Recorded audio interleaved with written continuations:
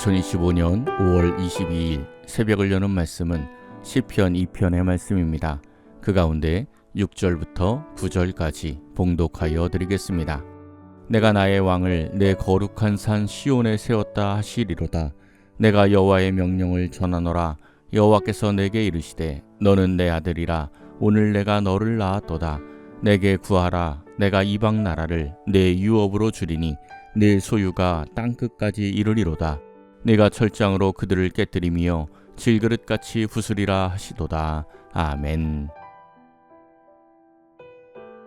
시편 2편은 메시아 도래에 대한 예언의 시로 유명한 시편입니다. 오늘 이 말씀은 예수님께서 세례 받으실 때 하늘에서 너는 내 아들이라 음성이 들리며 성취가 됩니다. 히브리서 5장에서도 이 말씀이 인용이 되고 사도행전 13장에서도 사도 바울이 설교하며 오늘 말씀을 인용합니다. 사도행전 13장 33절입니다. 곧 하나님이 예수를 일으키사 우리 자녀들에게 이 약속을 이루게 하셨다 함이라. 시편 2째 편에 기록한 바와 같이 너는 내 아들이라. 오늘 너를 낳았다 하셨고 아멘. 시편 2째 편에 기록한 바와 같이 라고 말씀하며 시편 2편이 예수님에 대한 말씀임을 직접적으로 말씀하고 있습니다. 본문 1절과 2절입니다. 어찌하여 이방 나라들이 분노하며 민족들이 헛된 일을 꾸미는가? 세상의 군왕들이 나서며 관원들이 서로 꾀하여 여호와와 그의 기름 부음 받은 자를 대적하며 아멘. 기름 부음 받은 자를 대적하며 라는 말씀이 나옵니다. 구약시대 기름 부음 받는 직분은 세 종류가 있었습니다. 왕과 선지자, 제사장이었습니다. 이스라엘 백성들은 이 세 직분을 통합하시고 이 땅에 오셔서 이스라엘을 구원하실 분을 간절히 기다렸습니다. 기름 부음 받는 세 직분을 통합하실 분이라 기름 부음을 받은 자라는 뜻으로 메시아라고 불렀습니다. 기름 부음을 받은 자, 메시아를 간절히 기다린 사람들이라면 그가 오실 때 어떤 반응을 보여야 합니까? 열렬히 환영을 해야 합니다. 그런데 메시아 도래의 예언을 하는 오늘 말씀을 보니 기름 부음 받은 자를 대적한다고 말씀하고 있습니다. 이 예언대로 예수님께서 이 땅에 오셨을 때 사람들은 그리스도에 대하여 분노하며 대적합니다. 헤롯 왕은 예수님이 태어났을 때 예수님을 죽이고자 2살 아래의 아이들을 다 죽였습니다. 바리새인과 서기관, 제사장들은 예수님에 대하여 분노하고 시기하여 십자가에 못 박았습니다. 이스라엘의 수많은 백성들도 예수님을 십자가에 못 박으라고 소리쳤습니다. 왜 사람들이 그리스도를 대적하는 것입니까? 대적의 이유가 3절에 나옵니다. 3절입니다. 우리가 그들의 맨 것을 끊고 그의 결박을 벗어버리자 하는도다. 맨 것을 끊고 결박을 벗어버리자 했다는 것입니다. 한마디로 그리스도의 통치를 받지 않고 자기들 마음대로 살아가고자 했다는 것입니다. 이 모습이 사사기에 그대로 나타납니다. 하나님을 왕으로 여기지 않고 각각 자기 소견에 옳은 대로, 즉 자기가 왕으로 살아가려고 해서 끊임없이 어려움이 반복되었던 것입니다.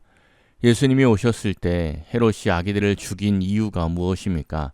자기가 왕인데 또 다른 왕이 태어났다고 하니 죽이려고 한 것입니다. 종교 지도자들도 자기들이 백성들의 종교적 왕인데 백성들이 예수님을 따라가니 예수님을 죽이려 하였습니다. 백성들도 마찬가지입니다. 자신들이 원하는 왕은 자기들을 배부르게 해주고 자기들의 소원을 들어줄, 즉 자기들의 말을 잘 들어줄 메시아를 기다렸는데 오히려 자기 십자가를 지고 따르라고 하니 예수님을 영접하기 싫어했습니다. 그래서 십자가에 못 박으라고 소리를 친 것입니다. 사사 시대나 예수님 시대나 왕이 되고 싶은 사람은 하나님을 버립니다. 자기 소견에 옳은 대로만 살아가려고 하는 것입니다. 그래서 하나님의 맨 것, 결박을 벗어버리려고 합니다. 그런데 이 맨 것, 결박, 이 말씀이 참 중요합니다. 직역하면 속박의 줄이 됩니다. 우리가 예수님을 믿는다는 것은 이 말씀처럼 예수님에게 매이고 결박당하는 것입니다. 그런데 예수님의 속박의 줄은 생명의 줄입니다. 태아가 어머니 뱃속에 있을 때 탯줄로 매여 있습니다. 그 매임으로 말미암아 영양분을 공급받고 생명을 이어가며 성장하는 것입니다. 우리도 그리스도에게 매여 있어야 그리스도의 생명력을 공급받고 성장하는 것입니다. 그런데 예수님의 이 생명줄을 스스로 싫다고 끊는 사람들이 있습니다. 영적 자살을 하려는 것입니다. 그들이 이 줄을 끊고 싶어하는 이유는 예수님이 아닌 다른 줄을 잡고 있기 때문입니다. 권력의 줄, 물질의 줄, 명예의 줄을 의지합니다. 그 줄만 잡으면 자유롭고 행복하게 살 것이라고 착각을 합니다. 그런데 그 줄은 썩은 줄입니다. 곧 끊어지고 말 줄입니다. 4절과 5절을 보면 하나님께서는 그리스도를 대적하고 세상 줄을 의지하는 자를 보고 비웃으시고 그들을 향하여 진노하심을 말씀합니다. 그리고 그들에게 예수님이 참된 메시아임을 선포합니다. 6절과 7절입니다. 내가 나의 왕을 내 거룩한 산 시온에 세웠다 하시리로다. 내가 여호와의 명령을 전하노라. 여호와께서 내게 이르시되 너는 내 아들이라. 오늘 내가 너를 낳았도다. 아멘. 조금 전 세상 사람들이 잡는 줄을 말씀드렸는데 이 세상에서 끊고 싶어도 절대 끊지 못하는 줄이 있습니다. 어떤 줄인지 아십니까? 핏줄입니다. 핏줄은 내가 싫다고 해서 끊어지는 게 아닙니다. 하나님과 예수님은 끊어질 수 없는 관계이기에 우리 사람이 이해하기 쉽게 너는 내 아들이라. 오늘 내가 너를 낳았도다 말씀하시는 것입니다. 예수님께서 십자가에 달리시기 전에 우리에게 떡과 잔을 주시며 주님의 살과 피임을 말씀하셨습니다. 마태복음 26장 28절입니다. 이것은 죄 사함을 얻게 하려고 많은 사람을 위하여 흘리는 바 나의 피 곧 언약의 피니라. 아멘. 예수님의 십자가를 믿음으로 그 잔을 마실 때 주님의 피와 우리가 하나가 됩니다.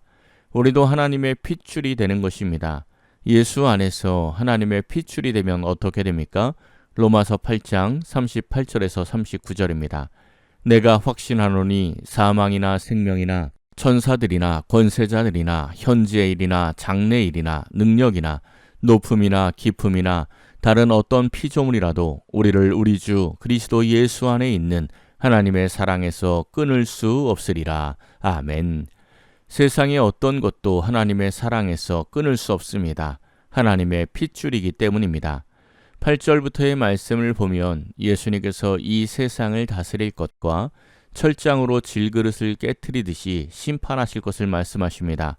10절에서 너희는 지혜를 얻으며 너희는 교훈을 받을지어다 말씀하고 있습니다. 어떤 지혜와 어떤 교훈을 받아야 합니까? 11절과 12절입니다. 여호와를 경외함으로 섬기고 떨며 즐거워할지어다. 그의 아들에게 입맞추라. 그렇지 아니하면 진노하심으로 너희가 길에서 망하리니 그의 진노가 급하심이라. 여호와께 피하는 모든 사람은 다 복이 있도다. 아멘. 하나님을 경외함으로 섬기고 떨며 즐거워해야 합니다. 그리고 그리스도에게 입맞추어야 합니다. 가룟 유다의 배신의 입맞춤이 아니라 막달라 마리아처럼 예수님의 발에 향유를 붓고 입맞추는 자가 되어야 합니다. 예수님께서 막달라 마리아를 축복하시며 복음이 전파되는 곳에 영원히 그 이름을 기념할 것이라 말씀하였습니다. 오늘 예수님에 대하여 예언하는 말씀의 결론은 명확합니다. 예수님을 영접하지 않는 자는 진노를 당하여 멸망할 것이고 예수님을 영접하고 하나님께 피하는 사람은 복이 있다는 것입니다. 이 새벽 기도하는 모든 성도님들은 오늘도 하나님께 피하여서 복 있는 사람으로 살아가는 복된 하루가 되기를 예수님의 이름으로 간절히 축원합니다. 기도하겠습니다. 사랑의 하나님, 오늘도 기도로 하루를 시작하게 하시니 감사드립니다. 말씀과 기도를 통해 주님의 줄이 우리를 얽매는 줄이 아니라 생명의 줄임을 깨닫게 하옵소서. 날마다 하나님을 경외하며 살아가게 하시고 하나님을 섬기는 것이 가장 큰 즐거움이 되게 하옵소서. 그리스도에게 입맞추는 자로 하나님께 피하는 자로 복 있는 삶을 살아가는 모든 성도들이 되게 하옵소서. 새벽마다 기도하는 성도들을 축복하사 오늘도 하나님과 동행하며 형통한 길을 걷게 하옵소서. 모든 것을 감사드리며 우리 주 예수 그리스도의 이름으로 기도하옵나이다. 아멘. 오늘 말씀을 생각하고 하루를 결단하며 깊은 기도의 자리로 나아가겠습니다.